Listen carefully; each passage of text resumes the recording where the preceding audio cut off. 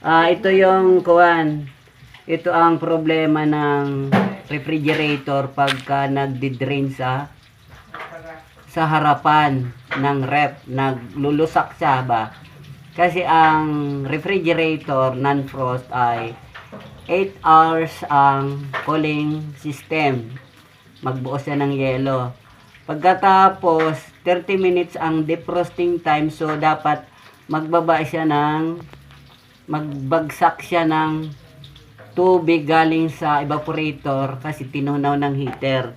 Pag barado ang drainage mo o drain hose papunta sa ilalim ng refrigerator, kung barado, sa harapan siya babagsak. Kaya ito guys, lilinisin natin to.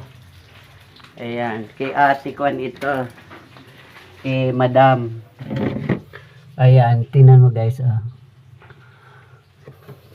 Ngayon, ang gagawin dito, ayan, maitim, di ba guys? Ayan, tingnan nyo, ang itim ng kuwan, no?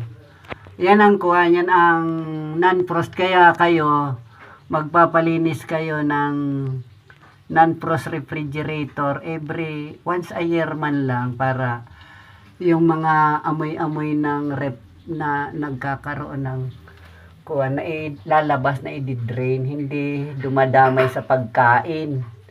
Kasi pag pumasok sa pagkain yung amoy nung galing sa drain, magkasakit kayo. Yung mga pagkain may mga halong amoy galing sa drain.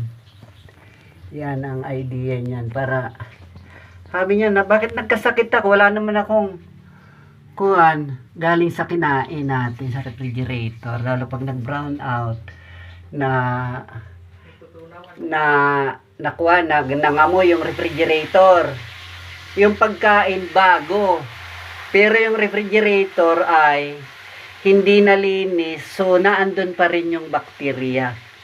Kaya dapat niya pag nag brown out, nabulukan ng pagkain, halimbawa lang, ipalinis sa marunong, general cleaning lahat, isunrock, isabon, para safe ang family kakain ng laman ng refrigerator. Kahit bago ang mga kuwan, mga pagkain, pag ang refrigerator mo nasiraan minsan, nandun yung bakterya. Kaya dapat ipalinis.